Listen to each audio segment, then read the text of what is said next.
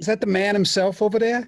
It's me. How you doing, Paulie? So, you ready to go? I'm game. Thanks for being on. Thank you. Thanks for having me. Wipe this thing off.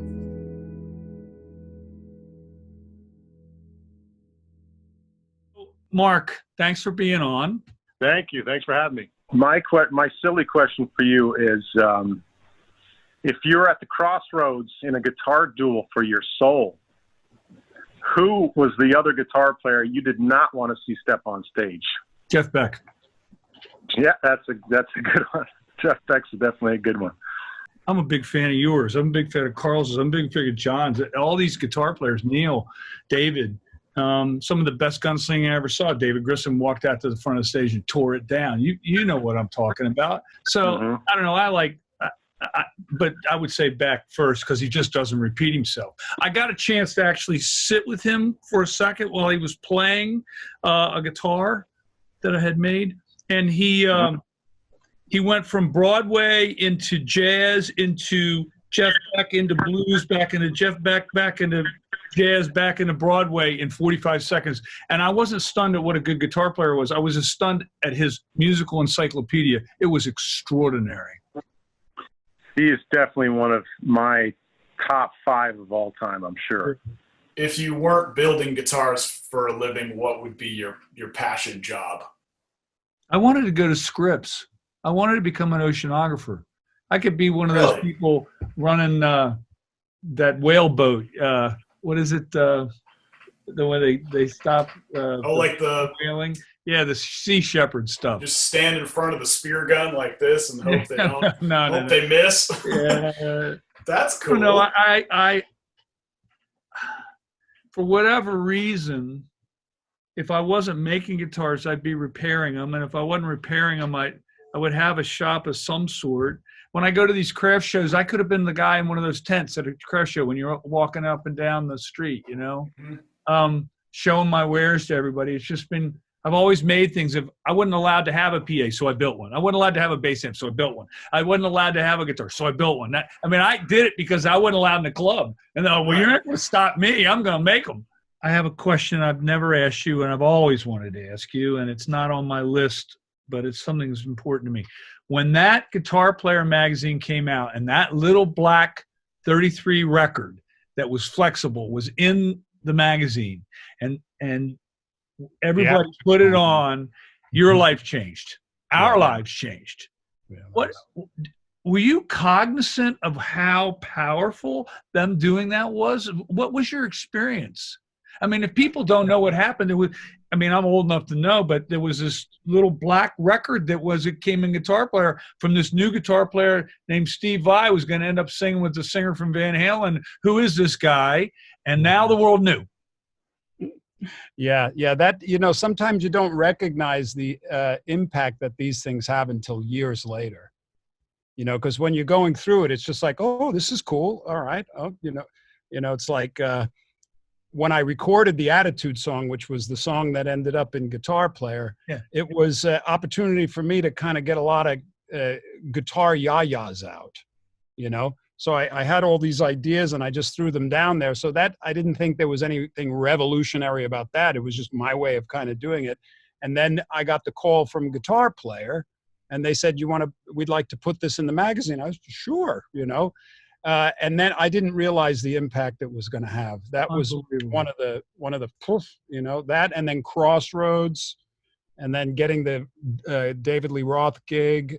These kinds of things were all they seemed to have been perfectly placed, but it wasn't until later that I could look back and go, wow, every one of those things had such an incredible impact on my career.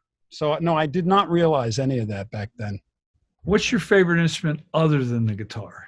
I love playing bass because I spent my life with some of the best bass players in the world. And I know you can relate to this because you have a great rhythm section that you've spent your life with, the Granger Brothers. Yeah. So my favorite style of bass playing is a combination of James Jamerson and Paul McCartney. Now, I want you to think about that because it's the busyness of James Jamerson, which is really great, but then it's the melodies of Paul McCartney. So I try and do some really busy bass playing and then have some melodies on top of it. And the thing about bass is you can get away with being busy because there's nothing else in that frequency. So you can really kind of move around. I've always been jealous of bass players in pop music and rock and country and R&B because they can actually kind of overplay, and it's exciting. Huh. I got to think about that for a minute. My favorite bass players are the ones that would play these unbelievable bass drum parts. I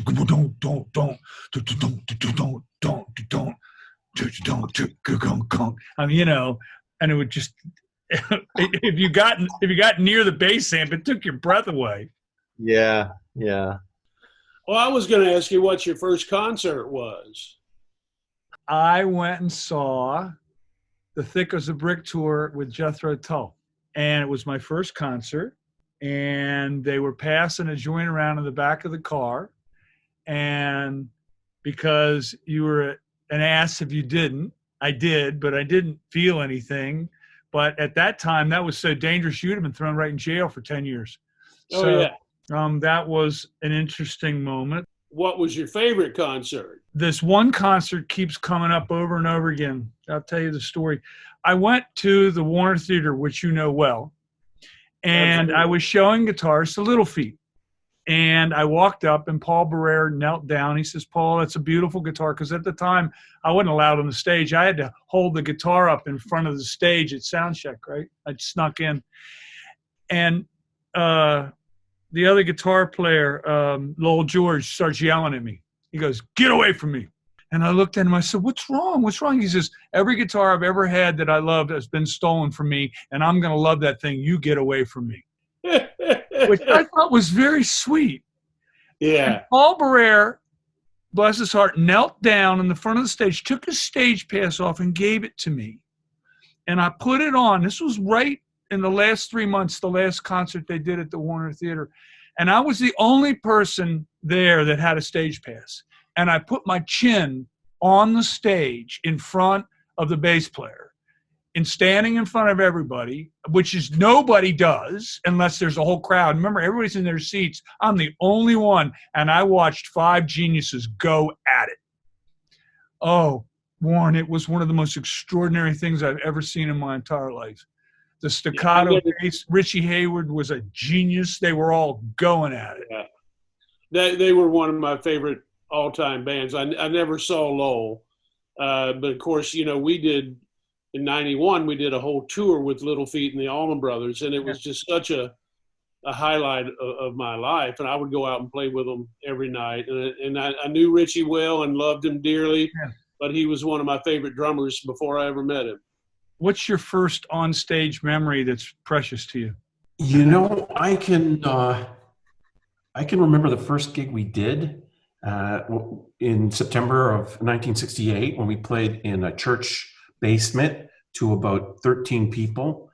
Called it was like a little, you know, youth club called the Coffin, and we did that gig. We got paid $10. We played, I think, 8 songs. I just played them over and over and over. Spoonful was one, Fire by Hendrix, and you know, so that was the era.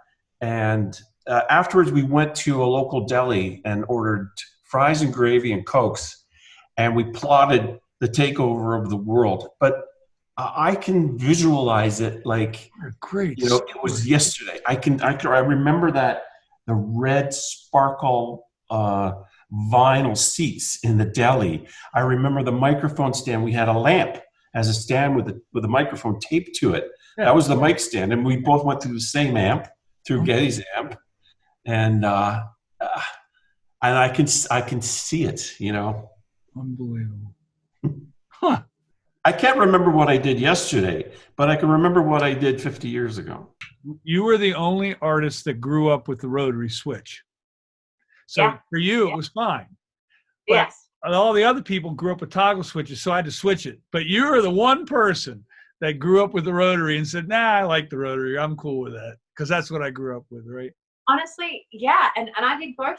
I love them. I love them both. And it's like, it's a strange thing. It's because I just got so used to it. Because I used to play it for 5-6 hours a day when I was 11.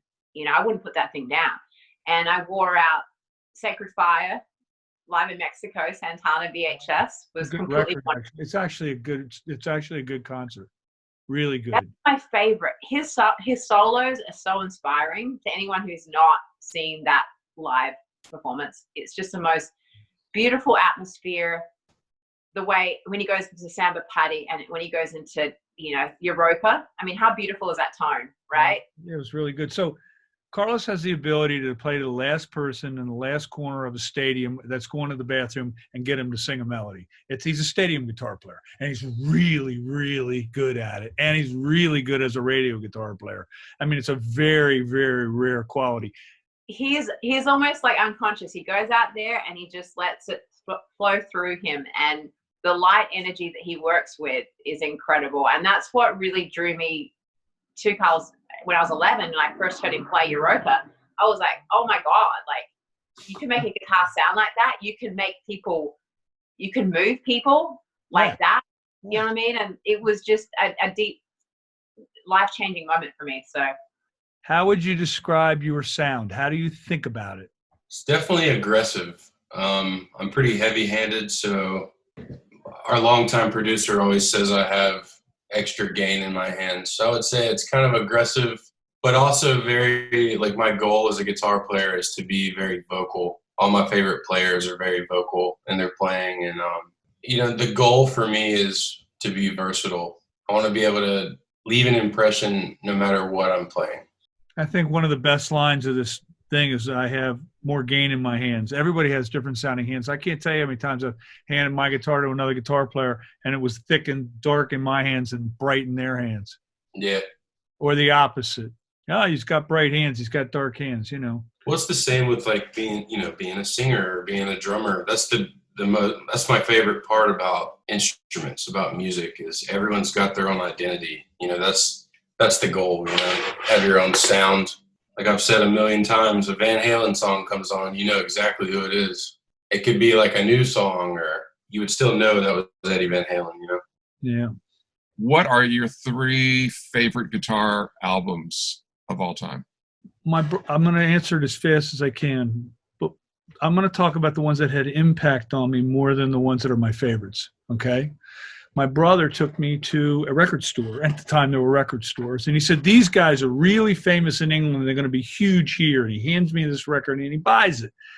And I take it home, and there's a black guy on the front with 2 eyes on his shirt and 2 white guys with froze next to him. And it's in cellophane. Well, I did this sacrilegious thing for a kid. I took it out of the cellophane. My brother went to the store, and I put it on. And when I got to Are You Experienced, I was cooked. It was over. I had heard things I had blew me away. Yeah. Same thing with live, the live Allman Brothers record. Film Priest. That was, life-changing. And of all weird things, and Carlos doesn't know this, but I'll tell the story. Santana 1 and Santana 3 and Santana 2, he used to be able to do something with 2 notes that nobody else could do. You go da-da, which is on Barbarella. Da-da, so, later on. Da-da-da, da-da-da. Or Paul Rogers would sing 2 notes, right? And how did these guys milk 2 notes? It didn't need an amp. It didn't need distortion. But I sat there for hours and hours and hours and hours trying to figure out how to go. And I learned all the vocals on Fire and Water on the guitar because Paul Rogers was singing like a guitar player would want to play. And then I asked Carlos about it. He says, well, I like Dionne Warwick because she didn't sing too black. She didn't sing too white. And I learned every note she ever sang on the guitar. That's so cool. For me, those records, James Brown, listening to Cold Sweat and all that stuff in my house because they were the theme songs on the radio in my home. And my mother bringing home the first Beatles record with these 4 faces in black turtlenecks and long hair. The mind-blowing part is every picture of Jesus had long hair, but if you had long hair, you were the Antichrist, So to me, those things that changed music, I got attached to. And a lot of guys wanted to play guitar so they could get girlfriends. I wanted to play guitar because I love the sound of it. You know, I didn't think I was ever going to date from it. The first time I met you, was at a NAMM. Was at a NAMM in the late '90s. It was the red booth, summer NAMM. Yeah. It was the red booth. All the guitars were red. Yeah. And I remember being this kid, and all I wanted to do was talk to you about guitars, and all you wanted to do was talk about fly fishing. I think you had just gotten into it at that point. Yeah. No problem. And that's all you wanted to talk about. And I remember that. So I've been fishing my whole life. So now my other question would be, what do you think all encompassingly about learning guitars? What's one thing that you've learned all in all to make a guitar better from West Street to Log Canoe Circle? All right, if you could say one. It's a serious question, because really I should have had a mechanical engineering degree, an electrical engineering degree. I should have had a chemical engineering degree for the finishes. I should have had a process industrial engineering degree for the factory. I should have had an MBA for all the loans, all this stuff. The core of the guitars, this guitar I'm holding right now, the ones I made in the old shop didn't look that much different than this. Yeah. But the learning that has gone on around is unbelievable with the pickup improvements that we've made. That's electrical engineering. All the stuff going on with the bridges and the nuts and all. It's all mechanical engineering stuff, and all this art all mixed together. So I was missing those pieces. I was learning as fast as I could from as many experts as I could get around. But now I'm starting to get a handle on what electrical engineering really is, what mechanical really is, what chemical really is, and then how do you apply it to the guitar and hand you and your son a better instrument. So that part I get. That part I enjoy. That part is cool. Look, we were having trouble with a finish one year, and I hired a chemical engineer, and he taught me a lot. And we started to look at it as a chemical engineering problem, not as a guitar finishing problem. Yeah. That's cool. In the end, you want it to feel like a guitar, not like a doorknob, right? I mean, yeah. So I've always loved your adage, though, to guitar being a tool, and I've always felt that way too. You know, like I enjoy pretty guitars. I've been with this company 20 years now, so I enjoy pretty flame tops. I enjoy book match backs and tops. Those are things that I enjoy. But it is, to me, it's a hammer, man. It's a screwdriver. It's something to build a house with. I had a question for you. We've never talked about sports too much, but did you have a favorite athlete growing up? And why? Why was he or she your favorite athlete growing up? No, but if I can be a little more complicated with my answer, I watched all those Michael Jordan games that he was soaring on. I watched all the Messi games when he was soaring. I watched the Olympics when people were, doing their thing. I like watching athletes at the top of their game. I really, really enjoy that whole process. Yeah. And watching these athletes do these superhuman things. I mean, the one catch in the NFL recently where the guy reaches behind him and catches that ball. I enjoy that whole process of watching these athletes at their highest level, watching them beat the French in the relay race in the swimming thing, and watching the guy come from behind, and the French knew they had it won and they lost. I love that stuff. Yeah. I couldn't agree more, man. That's awesome. I grew up watching those same Bulls games too. The Jordan. I mean, that's what made me fall in love with sports. Is those games? I saw Jordan once in DC play, and he walked out, and I thought everybody was going to cheer. And what he walked out, and everybody got calmer and quieter. And then at one point, three people pushed him out in the corner, and he drained it. And the whole place was awed, and they just went, "Oh, it's Michael Jordan." Oh yeah. I mean, they didn't even cheer. They were just stunned. They pushed him out in the corner. As he's flying into the stands, he drains it. Yeah. Over the backboard. Give me a break. In the presence of greatness, that's what happens, man. That's what happens. Great. So our PRS fans want to know what your remembrance and your feeling was about where the prism finish came from. So they are very interested in that multicolor thing and what you were thinking when you did it. I kind of remember it, but they want to hear it from you. Oh, God. I had the idea for this just floating in my head for a very long time, for years before we actually sat down at your place and talked about it. But I'll never forget, you know, when I introduced the idea to you and the rest of the staff that attended that meeting at that big table. And you were the one that immediately said, you know what? We've never done anything like that. You know what? That's a great idea. You thought it was great. And then I looked at everybody else and they had their heads down like, oh, God, this is going to be hard to reproduce. Well, the reason it was. You were asking us to stain the way people normally use a spray gun. Then normally what you do is you have a top and then you spray red and then blue and then yellow and then green. But you were asking us to slowly fade the stains one to another. And that has become a wicked thing with our Dragon's Breath and the glows. And now we're doing sunbursts without a spray gun. So it started a whole thing for us, which I'm appreciative that you did. It started us down a whole road.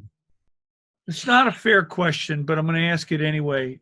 What runs through your mind when you're playing? I asked you once how you felt meter. I understand that, but what runs through your mind when you're playing? It's different depending on what I'm playing. If I'm by myself and I'm practicing, it's a different vibe. And from time to time lately, I'd like to take some breaks because I come up with some better things. So I'm starting back practicing again a little harder than I usually do. And it really brings me joy, as corny as it sounds, especially when I've been away from it. It brings me joy, it brings me solace, and especially when I can see that I'm improving in certain areas. It just brings me a lot of solitude, a lot of happiness. Now, when I'm doing shows, it's a little bit different. Sometimes I get a few jitters, but it's a different kind of power play, you know. When we sound good, when we're tight, it's a power and it's a place and it's a satisfaction that is just incomparable to anything else in my life. You know, I don't get scared when I play. I hardly ever get scared. But one time with you, I was very frightened. No way. No, I was. We were going to do the Hendrix tune. We were getting ready to do Machine Gun. Oh, right. And that's sacrilegious to even to approach it, right? And here we were going to play it in front of, over 1,000 people. And I looked at you and I am very frightened. You said, you'll be fine. Just go play it. And you killed it. Well, it's nice. So, what's your most prized possession that's in your museum?